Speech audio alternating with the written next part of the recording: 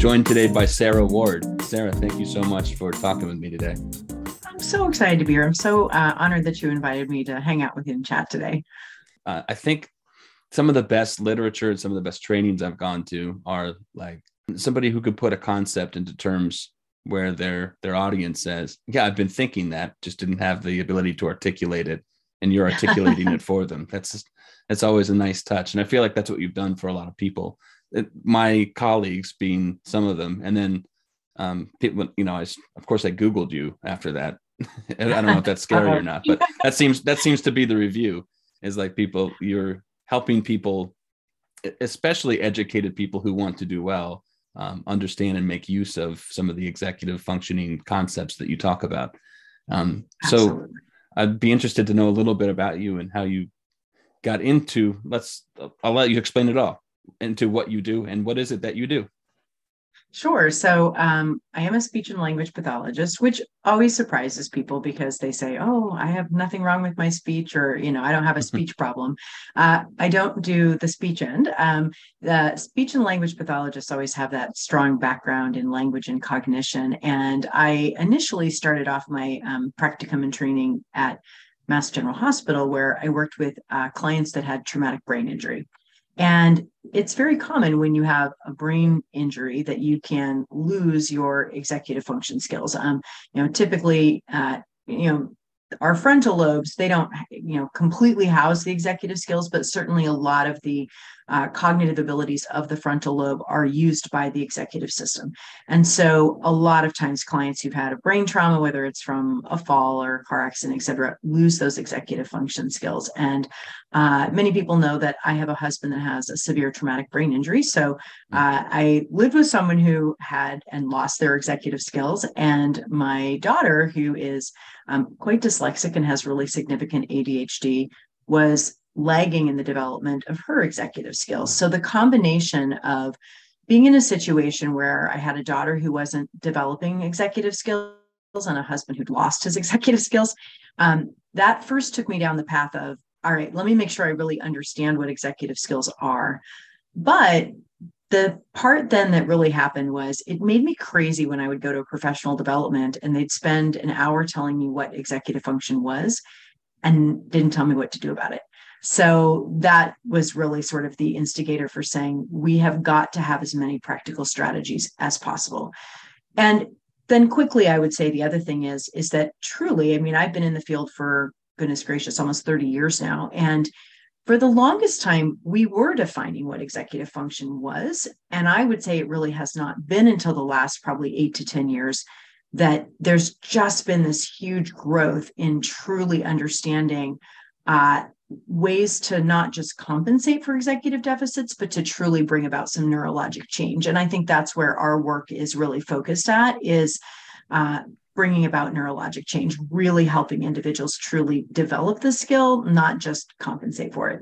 Right. Strategies. Right. So as an SLP, I suppose you would be faced with clientele who they have challenges. And so maybe the ask of you to some level is, can you help these people compensate for their challenges? And you're saying you have that, you've developed that in your own life and in your work, but also if you use these things, they can comport to just later in life, just skills that you can bring with you lifelong.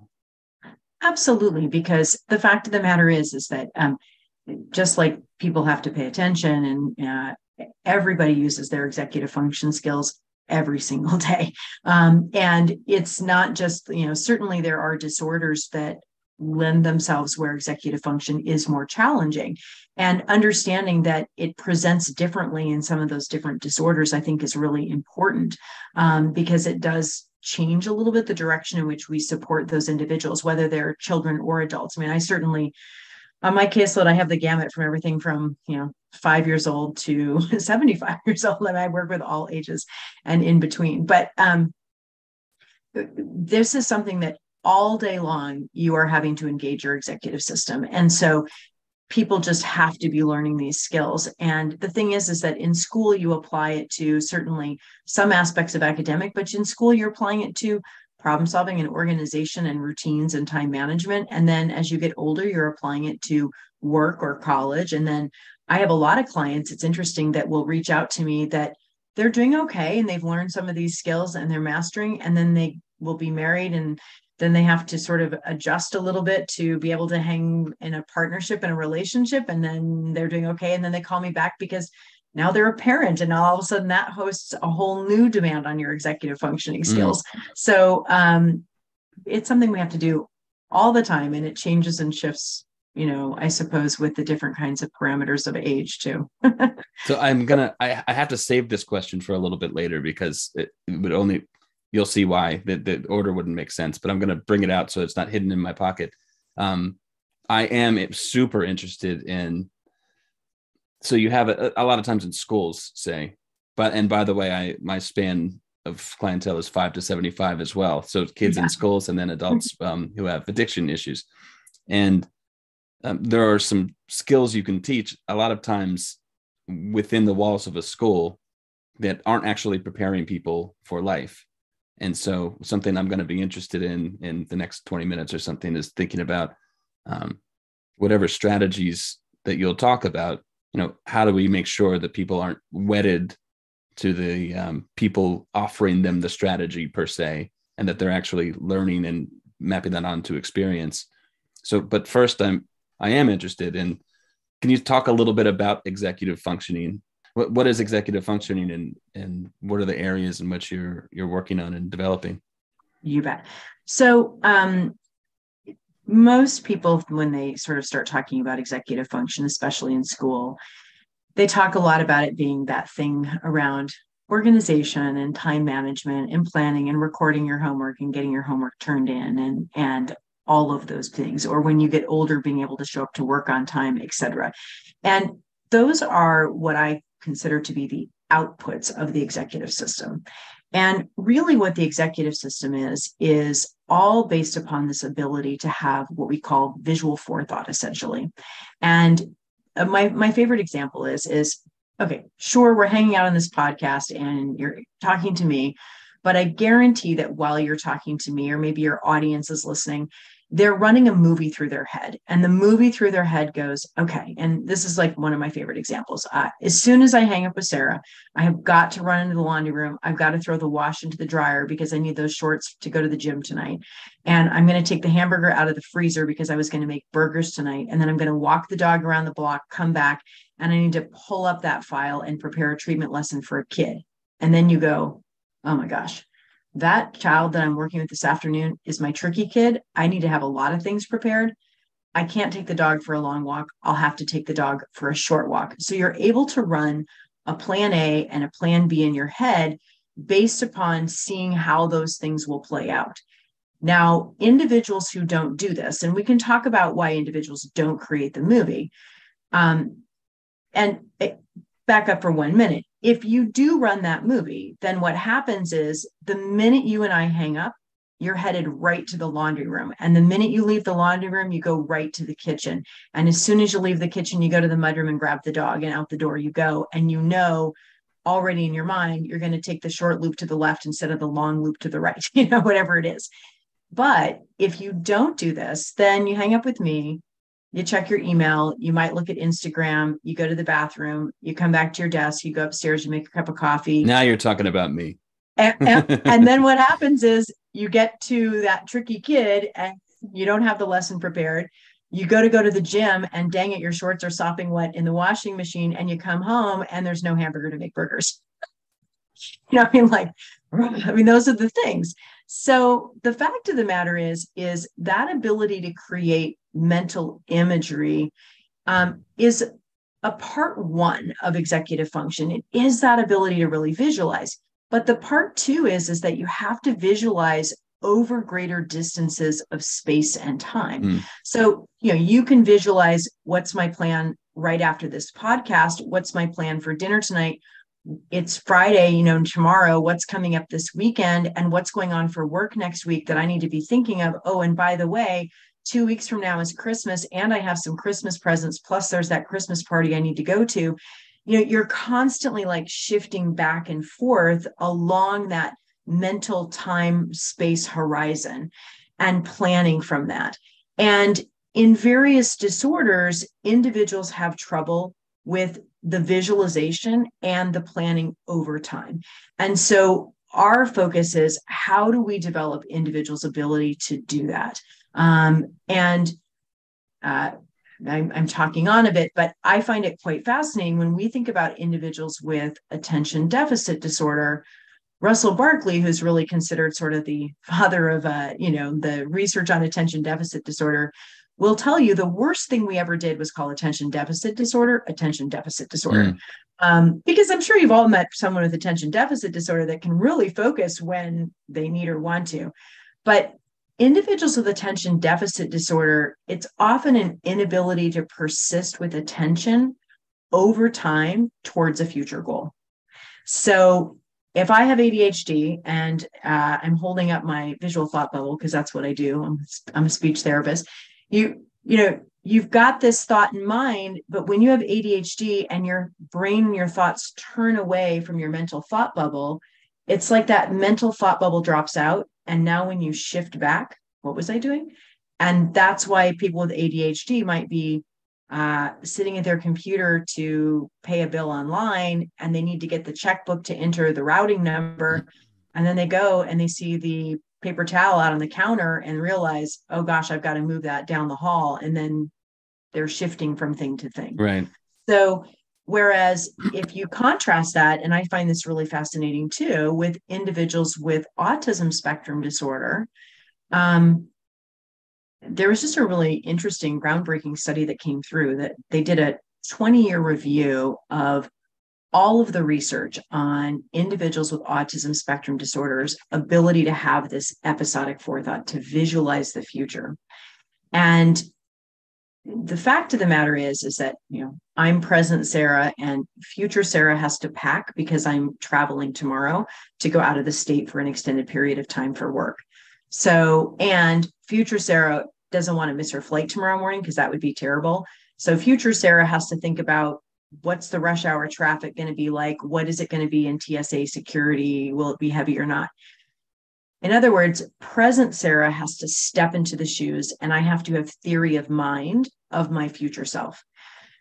Well, this huge research study showed that many individuals with autism have trouble having theory of mind of their future self.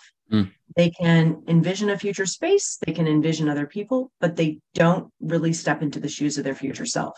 So I find that really compelling. That's something we have to really address with individuals with, any level of spectrum disorder. What do you think accounts for that? The study that you're talking about, the inability or a limited ability to map themselves onto the future and think about what they're doing next. I think it's related to two specific things. The first is that ability to see yourself in a future space and time is something called episodic forethought. And you recognize the word episode. And we've always known that we have episodic memory. Episodic memory is autobiographical memory. It's your memory for yourself in a past episode of your life. So it's what you remember that you did on last Thanksgiving. It's remember what you did at a birthday party. It's what you remember that you did last year's holidays. It's remembering, oh my gosh, that monster snowstorm where I had to shovel the driveway and the snowblower blew out. I don't know, whatever it is. And when we have past episodic memory, we generally re-experience that. But just as if I said what was on last night's episode of your favorite TV show, we generally start by saying, oh, it was all about the character X. Episodic memory usually centers around who the central character is.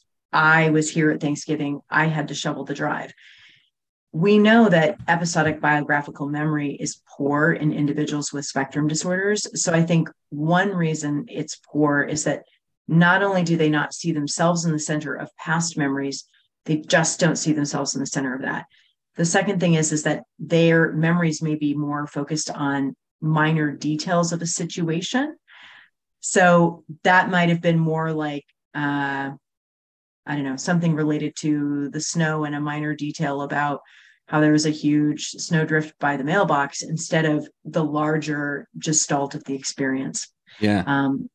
So that's I have some other heavy hypotheses about that, but I think that's a big component of it. That's I fall somewhere on that spectrum. You're right about calling ADHD. Like there's something about it's disorder is in the name. So it's like, if we're talking about DSM criteria, the fact that it causes impairment and distress somewhere in my life somehow, okay, that's true. Although I feel like I've outgrown those things and in some sort of natural way. That's the part where I'm saying you've helped me put words to the experience.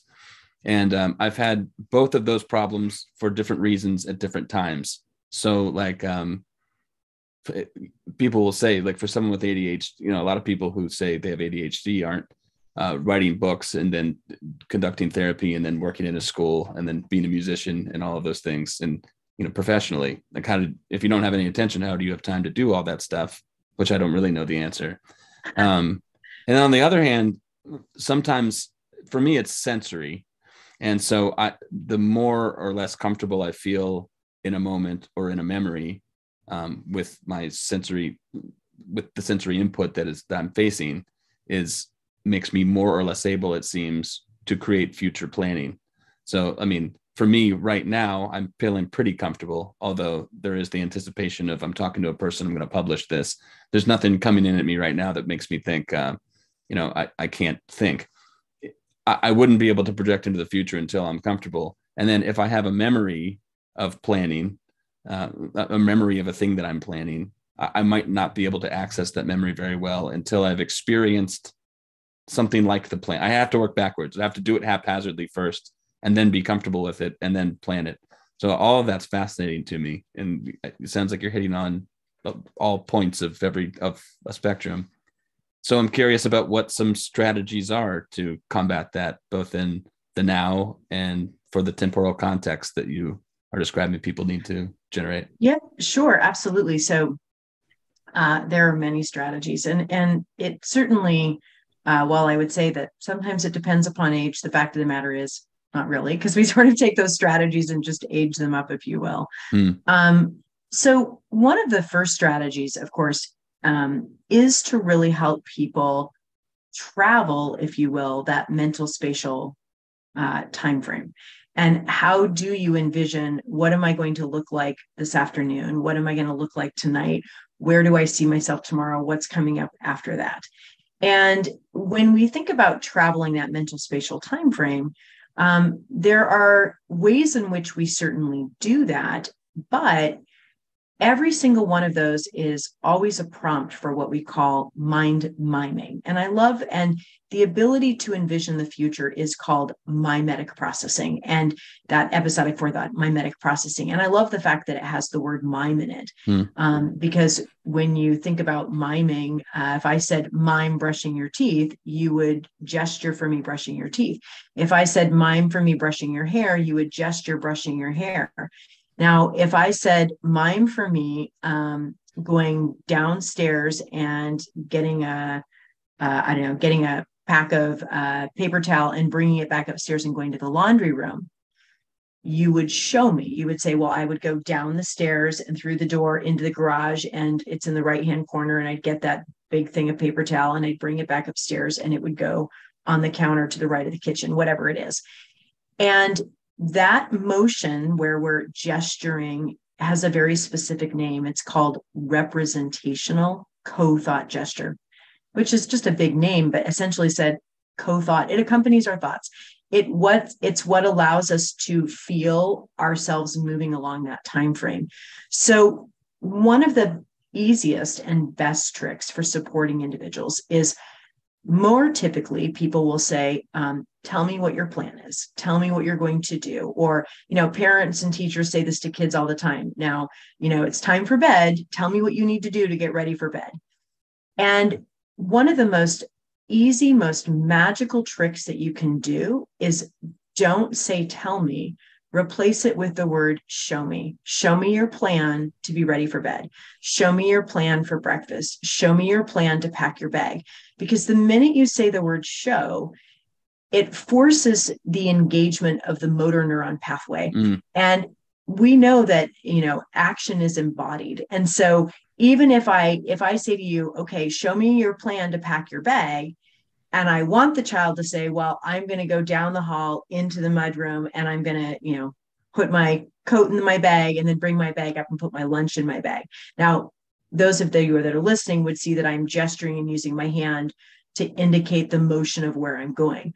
But even if a child doesn't reach out their hand and say, I'm going to go here and I'm going to go there and show you, the fact that you said the word show gets their brain's motor system thinking. So that's one great trick. Yeah. Can I just reflect on that? It's nothing Definitely. that you haven't said. I'm going to reflect it though, that you said show, and that can mean whatever, however a person interprets show, whether that's verbally, letting you know verbally what that will look like, or whether that turns it into a kinesthetic ask, or if it means it's now a drawing. They have the reins of that. You've replaced, the make me a list question with show, which means it's engaging the part of their mind that they visualize, and they're thinking about how to help you visualize. Correct. I love that you captured it that way. That's exactly right.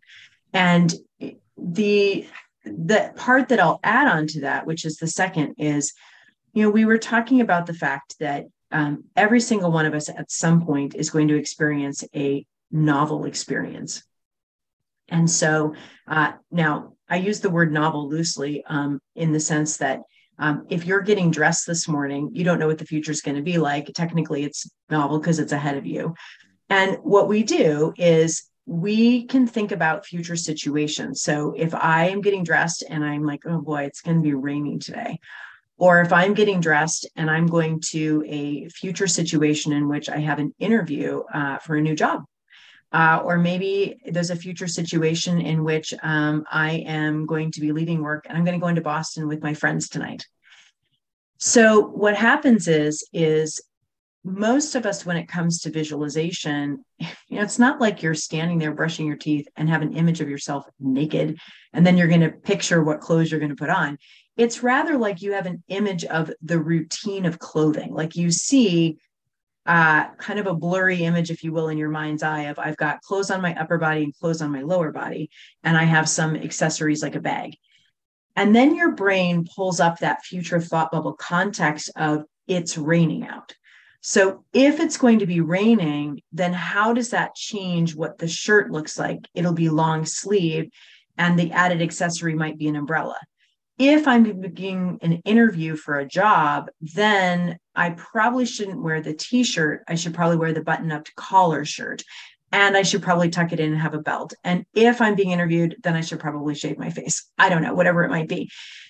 But what happens is that we use future context, which is considered to be situational intelligence or situational awareness, to guide our planning in the moment. And so it's very helpful to help individuals understand the features of a given situation, and then to flex those features based upon a future context. So instead of just even saying, if I was going to show a picture to someone, okay, here's a picture of you being dressed for school. Now go get dressed. Yes, that's helpful. And it's much more helpful than, and we want it to be a photograph, not clip art. We really want them to see it. But as an added level of that, it's very, very helpful to say to that person, okay, in this photograph, we call this feature blocking. What are the features of you being dressed and ready to go? Well, my body is ready, which would encompass my hair and my teeth and my face being washed or shaved, depending upon what the situation is. I have clothing, I have my materials, and I have shoes. So if it's a rainy day, then my shoes would become boots. If I'm going to a job interview, then my shoes are going to become like, I have the word Dockers, which is a terrible word. That's totally not the word I'm looking for. Yeah, like my dress shoes. Yeah. Whereas if I'm going to basketball practice, I need my high tops. And, we constantly flex that depending upon future situations and contexts. And so I think the other thing that's really critical when we're supporting individuals with executive function is that we're not just telling them, okay, here's the plan for this. It's that we're giving them the features of planning so that they can flex those features depending upon a future situational context, which really reduces anxiety for people who don't like anticipating novelty. And so it's a very helpful approach. What does that look like in terms of what you're creating for them visually? Or is this something that you're talking people through? I'll leave it at that. I have more thoughts, but Sure. So I think I could explain this in two ways. And let's give a more sophisticated example. So I'll tell you a little story. I worked with a gentleman who is a professional, and he is CFO of a major company in downtown New York, extremely successful intellectually at his financial skills. And his executive function skills are extremely challenged. I mean, he's the guy that's late to every meeting. He's often missing emails and all sorts of things, but he's your numbers guy. I mean, he's brilliant. And so I was talking with him, and he was in his office downtown in New York. And I said, so I see here, we were looking at his calendar, and I want to talk about calendars again for a minute, because he looked at the calendar, and I said, okay, so I see here that it's, we know it's 1:00 now. And I see that you have this, or whatever it was, it was like 12:45. And I said, our session will end at 1:00. And I see on your calendar that you have a meeting at 2:00. Where's that meeting? And he's like, oh, it's, basically on the other side of New York City. I said, so if we mime that and we visualize that, that means as soon as you hang up with me, you will need a few minutes to just check in with any emails you've lost. You'll probably need to go to the bathroom. It's just around noon, so you'll probably want to grab something to eat and drink. Then you'll have to pack up your stuff. You'll have to go down the elevator of the skyscraper into the parking garage. You're going to have to get your car, grind it around the few levels of the parking garage, drive all the way across Manhattan because you need your car to then get home later. Then you're going to have to find parking in that building. You're going to have to park your car and then go up the elevator all the way up to that building, probably again, maybe go to the bathroom and get there and check in so that you're actually there a few minutes before 2:00. And he looks at me and he goes, the meeting's at 2:00. He goes, I didn't even think about any of those things.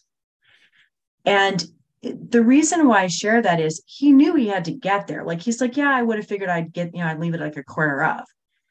But any of these things like clocks and calendars, we always share, they're simply prompts for mind miming. They prompt you to run the movie through your head. And if you're not running the movie through your head, it's a challenge. So let me come back to the example of features.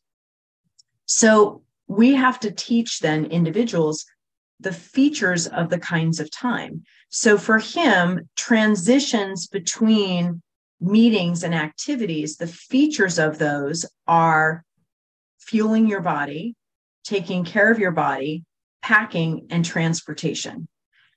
So if I'm just going to a meeting in the conference room, one level down, the transportation is simply my body walking down the stairs.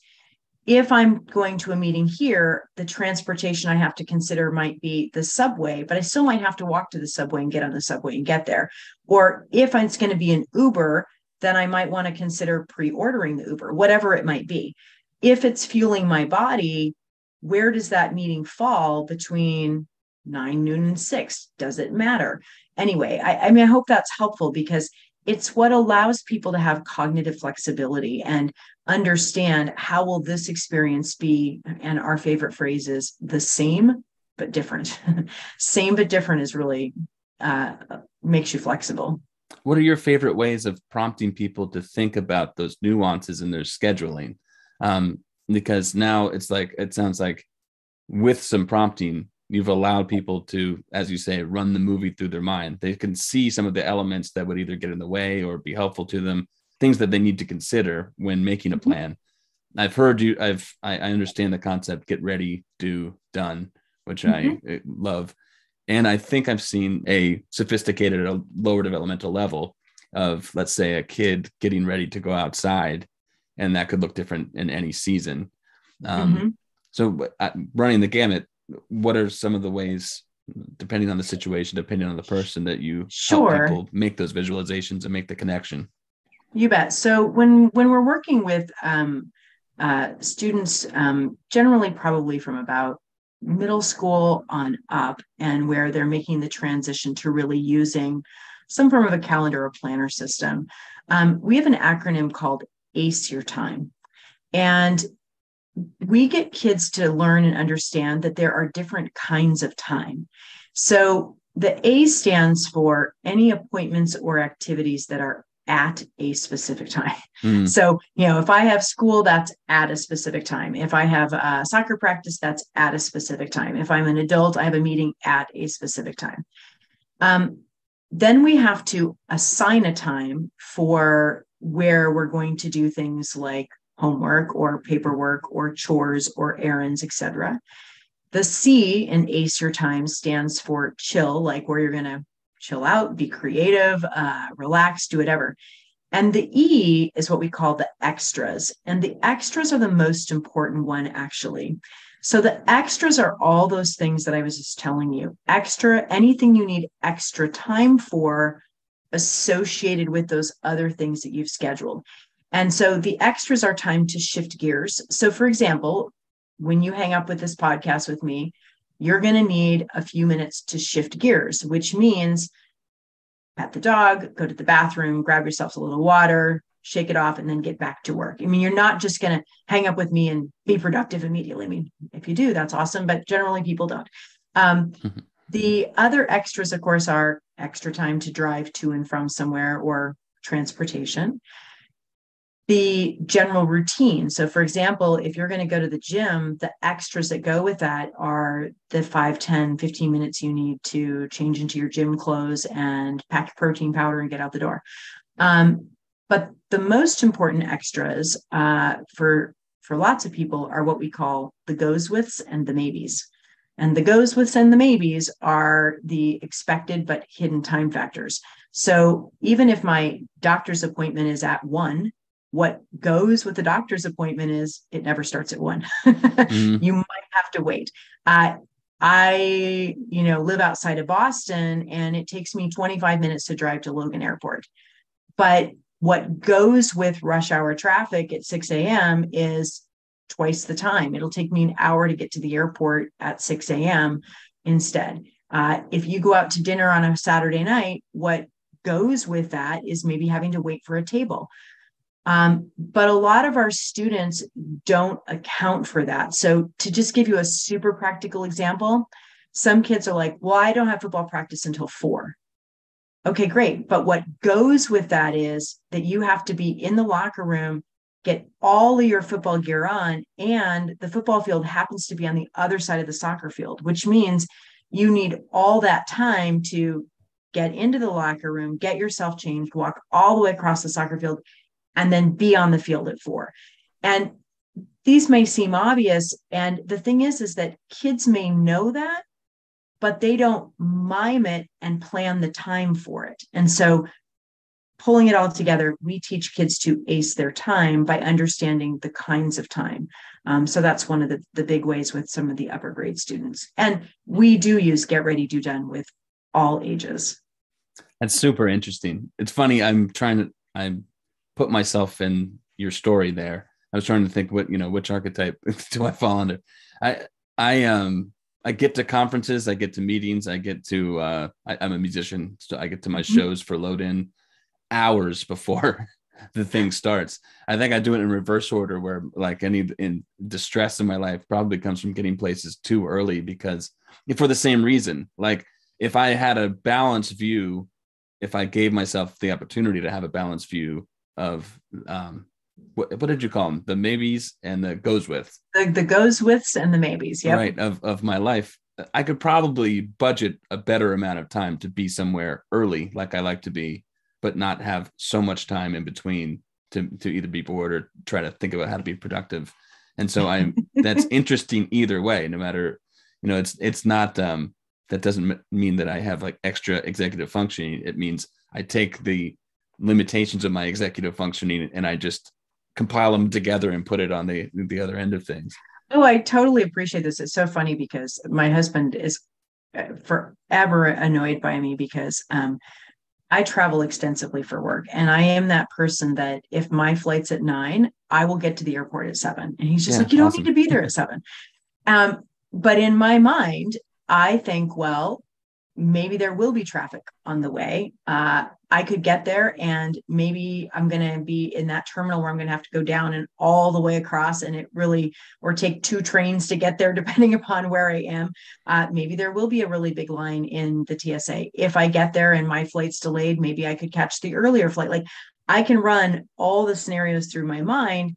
And then I know if I get there and I'm there 2 hours ahead and I don't really need to be there, I always have other work to do. So there is this thing where it can go both ways. You're exactly right. It can be planning to the extreme, and it can also be kind of an absence of planning. And I think sometimes there's a happy medium in between both of those. I have a couple of practical questions for you. There are I threatened you that these questions would come up, and I'm interested. First of all, I love your visuals. I mean, I've gone through tons of slides now, visuals that you've created. And I don't know if I've said it already before, since we've recorded, but I have trouble with the idea. This is not your idea, but with people's idea that if somebody needs a visual in their mind of the elements of their story that are salient and that we're supposed to be helping them with that a visual is necessarily the way, like one visual I'm showing you equals one visual in your mind. I think there's a bad idea that your visual is an exact mirror, rather than there are ways we can prompt somebody to be thinking visually so that they have those elements in their mind. And so I'm curious about some of the different strategies that you use to help people visualize. You gave one, you like simply using the switch of terms, show me, rather than, what will it look like? So do you have, I'm sure you have mountains of strategies, maybe more than you can explain to me in the next 10 minutes, but. Oh no, there's one there's several, but one that's just a super fast trick that we use all the time with, individuals of all ages. It's not limited. Actually has a name. It's called psychological essentialism. But the trick is that so oftentimes parents, educators, etc., spouses, we tell people actions: go upstairs and brush your teeth, pack your bag, clean up the rug, make your lunch, sweep the back deck, whatever it is. Now, the problem is, as the adult, when I say, go upstairs and make your bed, brush your teeth, pack your bag, or in school, whatever it is, read that chapter, do that math worksheet, I'm actually the one doing the visualization of the action. I'm the one visualizing you packing your bag because I'm telling you, go pack your bag. So the problem is again, I'm prompting that student, but I'm the one visualizing the action. And typically the response you're going to get is, okay. But they may not actually be visualizing carrying it out. So what we do, and the magic trick, is to turn the action instead into a noun label. And we call this job talk, or the strategy. You put on the end of everything. So I can say, hey, kiddo, I need you to go upstairs and be a toothbrusher.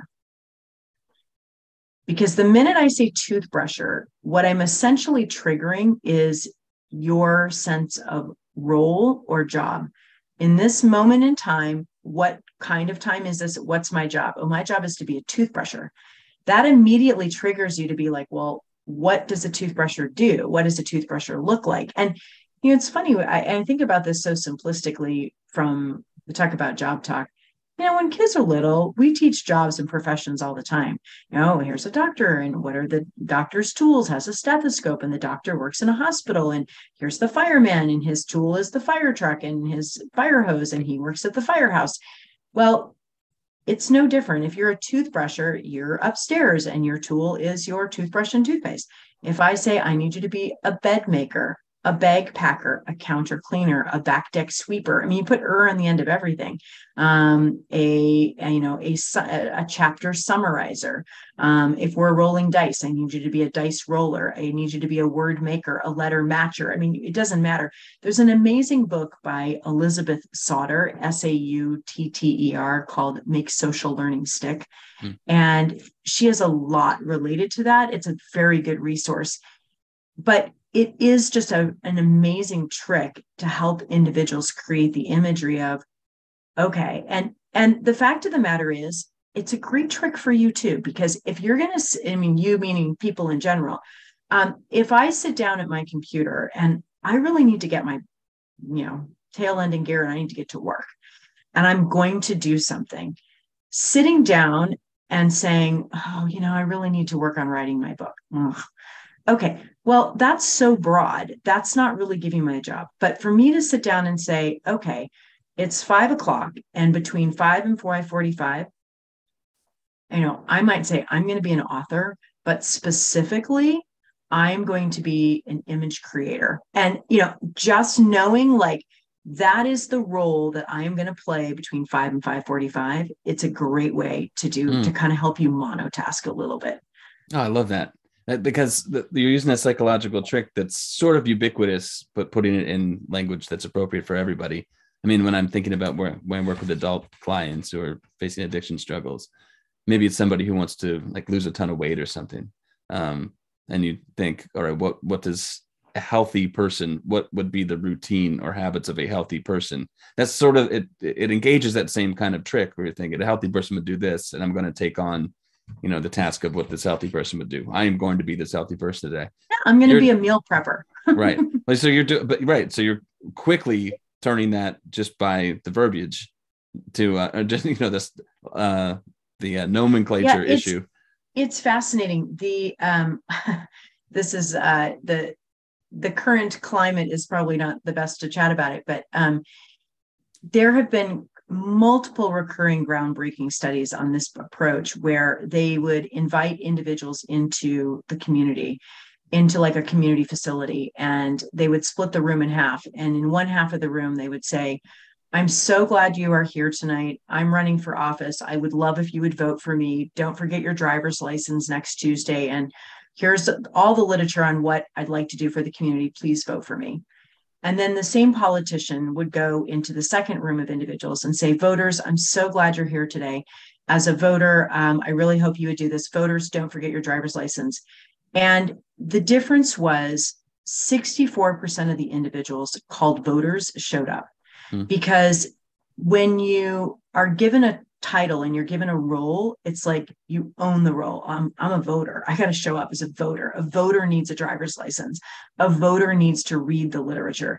And if you look up if you're a person who's interested in research, that's where a lot of this comes from, are these studies that were repeated over and over by calling someone a voter. And then the second part of that's extremely interesting. And obviously, if anyone listened to both of the things that you said side by side, what speaks to you more. I mean, I checked out the first example already. So yes, personalizing it. And then what you just described is you're an author, and I'm going to be an author, but you use the same trick to get you to be the of whatever salient task you need within being an author. So you're starting to get practice in embedding the concepts within each other. Yes. Yeah. It's a magic trick. It really is. So my last, and I'm trying to use my executive functioning skills to get us out of here on time while still being interesting, hopefully. Absolutely. My last thing is there are more or less levels of buy-in to the concept by an individual, I'm sure. And by buy-in, I mean an interest in engaging the skill in the first place. So I would imagine that you don't use a trick and then try it again and again, especially if it's not working. You use a range of tactics or helpful prompts for people. What's the most difficult, or something that maybe people aren't thinking about? For instance, I'm thinking about a kid who I work with who certainly will benefit from several of your techniques, ways of visualizing things that not us visualizing it for him, but him visualizing it and taking ownership of it. And but there's a general in life problem of motivation. Any effort is too much effort. So that's just an example, but I'm wondering if you can think of examples like that and how you've ameliorated the unwillingness to participate in it, or the ways in which the visualization effort just didn't click right away. I do see that. I think holistically, I have a lot of students too where motivation is extremely challenging, and I think that I feel like sometimes we grossly overuse, misuse the word motivation a little bit in this day and age. In fact, I But think I just did. It's funny you say that. yeah, I mean, and I have a lot of thoughts on that, but and good ones actually. But Mm, I do find that there are right now for so many of my students, the pull of social media, the pull of the computer, the pull of that, it's very, very hard to tear yourself away from that and lose track of time and um, not even realize, oh my gosh, I had good intentions to do my homework and now 2 hours has passed and I'm up late and I'm tired and I don't want to do it. That's one thing. And then sometimes I also find that for some of my students, there's this sense of it's hard for me. And if I do it once, people will think that I can do it. And then they're going to expect that I can do it all the time. mm. Do you ever see that? Like, that's just like, oh my gosh, that's like, and that's really scary. Like, I don't want suddenly everyone thinks that, okay, now I can just do this all the time because I can't. It's It's a high it's bar. hard. Yeah. It's hard. So I, I guess what I would say is that one other big component is motivation often comes from the imagination of the future. And I really like that. And your motivation depends upon how close or far your future is. So for example, if you put a piece of chocolate cake in front of me and I'm trying to lose weight and I'm trying to lose weight for my anniversary in May, well, May is so far out that I'm like, whatever, I'll eat the chocolate cake. It's just, I'm not that motivated by it because that's so far out of my window. Similarly, if I'm going to Hawaii next week on my beach vacation and I really want to lose 10 pounds by Monday, and you put chocolate cake in front of me, I'm not going to lose 10 pounds by Monday. So forget it. I'll eat the chocolate cake. Do you know what I mean? Yeah. I mean, there's something about that imagination of the future. So part of it is I think that you have to help individuals connect to an emotion of a reasonable future. And to just boil it down to a very simple example, if a student comes into my office and I know, for example, maybe from their teacher, their parent, that they absolutely have to get a biology research paper done. And I know this is the kid who's going to be like, no, I don't. They don't know what they're talking about. Because they just don't want to do it. I will start by saying, imagine you leave my office and you're done with your work and you go home from my office.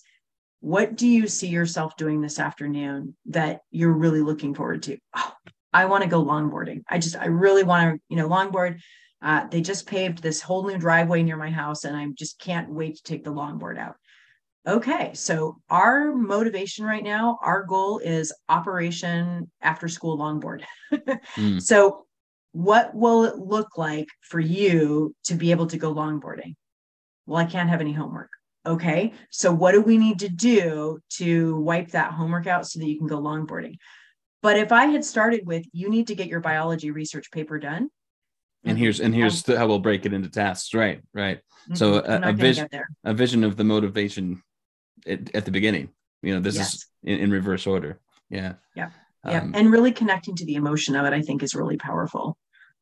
It seems on the other hand, and this will be the last thing, but it seems on the other hand that there is there's an element of connection that has to happen if you're introducing a concept like this. Like you have to anticipate, even if you're not going to get it perfect, what the scale is or what the frame is that a person can imagine the future in. So there's a huge motivator, maybe the thing that seems salient to them that isn't to you when you're talking about a biology project, and you put that front and center. That's your carrot. I mean, that's what you're thinking about getting done.